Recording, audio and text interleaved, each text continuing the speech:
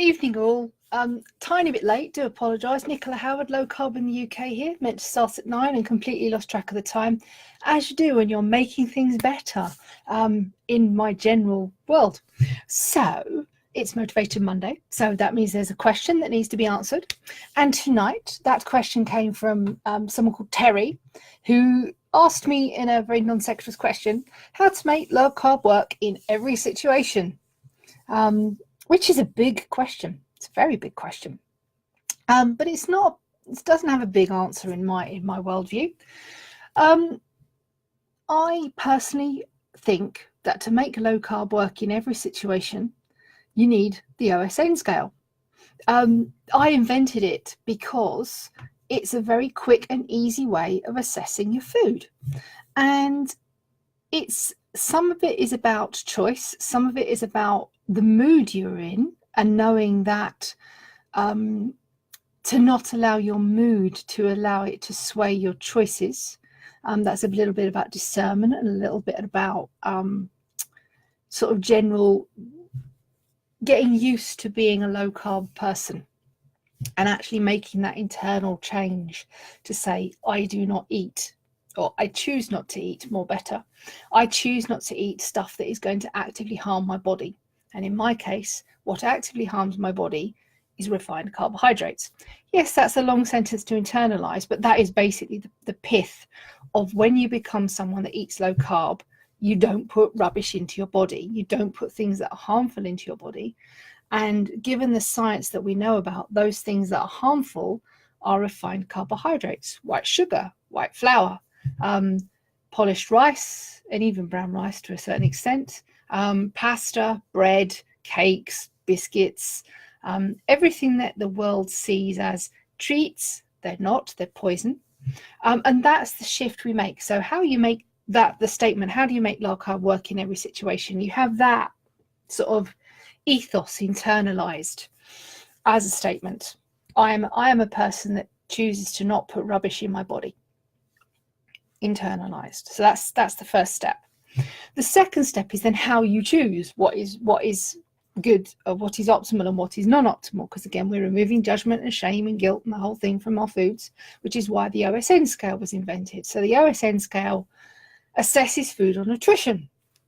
As you all know, I'm sure you've read the unit post, which is going to be over there on the website. No, it's not. No, it will be. It's over there on the side of desktops, and it's up the top along the bar. If you're on mobile, go and find the unit with the OSN scale in it, and I'll put the link in the description of this post as well, so you can easily find it. Click. And that post tells you about what food is optimal, what food is suboptimal, what food is non-optimal. And it also tells you, if I haven't listed it, because I can't think of every single food on the planet, and I can't be in your pocket every single day, it tells you how to assess something for yourself, how you make up your mind using the tool as to whether something is optimal, whether it is suboptimal, or whether it is non-optimal. And those are based on the three parameters of how many carbs has it got, how good it is for your body in terms of what it does for you, nutrient density, and general wonderfulness, and also that whole how harmful it is. So I phrased the second one wrong. The second one is the nutrient density, how much nutrients has it got in it, and the third one is what type of harm is it doing your body. So something like meat is 0 carbohydrate, or 0.5, because of course there's still got some glycogen in muscles. It's massively nutrient dense. It's got a whole raft of stuff inside it that's excellent for the body. It's got all that sort of heme iron, minerals, vitamins, a great saturated and monounsaturated fat profile, and it's got 0 carbs. So those two great, and it does no harm to the body whatsoever. And I found a really, really good video today about red meat, which I'm going to post as a separate post so that we can all look at it and go, yeah, red meat, crack on. So that's how I would assess that to be optimal. How would I assess to be non-optimal? Let's pick pasta, because pasta is a good thing to pick, but we could pick something like couscous, or one of the lesser known carbohydrates, but I'm going to pick pasta because I know the stats. So pasta, if I remember right, is 65 grams per 100 grams. Massively, massively carby, right down into non-optimal. What's the nutrient density? White refined pasta flour is pretty much 100% starch. There's not much else in it. There's maybe a little bit of fiber and a little bit of protein and a little bit of whatever from the gluten, protein from the gluten. But generally speaking, it's a refined carbohydrate with some refined protein inside it. So again, not very nutrient dense there. How much harm is it doing to my body? Well, in terms of my insulin levels, when I eat pasta, my blood sugar will spike massively because there's no fiber in that pasta to buffer it in any way, shape, or form. It's going to send my insulin up. That's going to give me that feeling. That's going to do my body active harm in terms of keeping my insulin levels high, which means I'm going to get glucose running around in my body, destroying my cells with gay abandon, as of course my cells become insulin resistant and so aren't being able to open to allow any more in. And if you watch my video with the yarny things, with my yarn things and my case, I told you all about the mechanism by which sugar cannot get into the cells because it's already full, however much insulin we have. So we have more and more insulin. So all of these things add up to something being very, very non-optimal.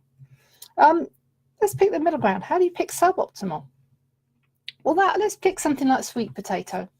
Now, I'm actually on the fence as to whether sweet potato should come into suboptimal or non-optimal, and normal potatoes actually, because they both have a different balance. And I've sort of classed normal potatoes as non-optimal and sweet potatoes as suboptimal, but I'm not actually sure on that. And I'll tell you why. Because sweet potato, carby. If you go for orange ones, they can be anything from 15 to 25 grams depending on the label. So that's putting it definitely in suboptimal, bordering non-optimal, depending on what brand you pick.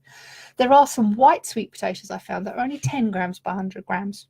So that puts them a little bit more towards optimal, but they're still in that suboptimal category. How nutrient dense are they? They've got a really, really good fiber profile, antioxidant profile, vitamin and mineral profile.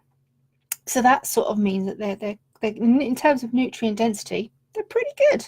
So that definitely gives you a case to make them suboptimal.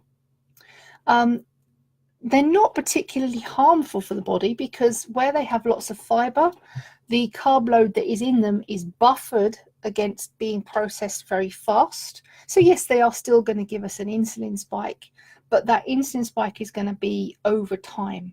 And if we take something like that what's the word I want for every now and then? Anyway, if we only eat sweet potatoes every now and then, in the grand scheme of our bodies, generally speaking, unless you're incredibly insulin resistant, your body's probably going to cope with that bounce.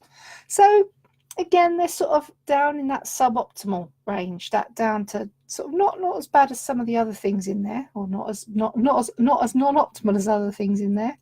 But you can see why I reached that choice. And you can go and look at any food. You don't need me. You can look at the scale and look at those 3 factors and go, this is how I judge this food. So why would I mention normal potatoes in there? Because normal potatoes are 15 grams per 100 grams. They've got good nutrition, generally speaking, lots of vitamins, lots of vitamin C. Apart from anything else, the potatoes sort of is a good thing. Why it sneaks into the non-optimal for me is because they don't have much fiber. So that 15 grams is going to whack in. It's actually more glycemic than sugar in terms of the potato. It's one of the reasons why my nemesis is potato. I love potatoes. I've never met a potato I don't like, because that fast hit of glucose makes me feel amazing. And then about 10 minutes later, I feel absolutely rubbish. But of course, my brain, sugar-seeking patterns, I know for me, potatoes, oh yes, gram, and then blech. So for me, that's why I've personally chosen to see potatoes, normal potatoes, as a non-optimal because of what they do to the body. They give you a fast hit of glucose, huge insulin spike, massive sugar crash following that. sort of roller coaster, and all is woe in the body. Other people may find that not as much, and I do know that if a chip does cross my path, although not this month, because this month I'm carnivore, and that's a whole nother video, I will choose to go non-optimal and eat a chip, because that's my choice and that's my life.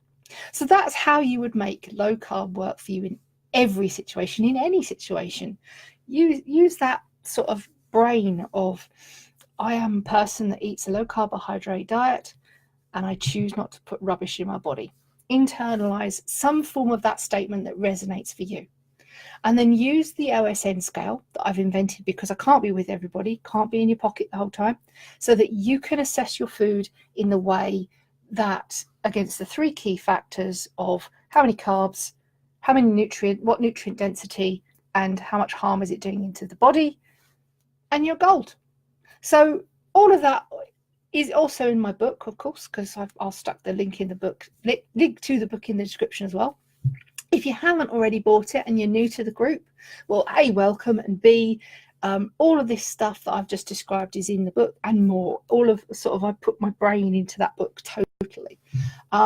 And I think that's pretty much it. If you've got any questions or any other comments or any other questions that you want me to answer on a Motivation Monday, nobody's given me any yet, so I'm still running on my list of ones that people have given me when they've signed up for my emailing list. Please do drop a link or to drop a Q. Oh, good evening, Lee. Drop a Q in the box, the comment box below, and I will then be able to answer questions that are more relevant for people in the group, rather than me just picking off a list of things that I've been sent over the last couple of years. So that's it. That's me. That's how you make your low carb life work in every situation. And thank you very much for the likes. And I'll see you again next week. Good night.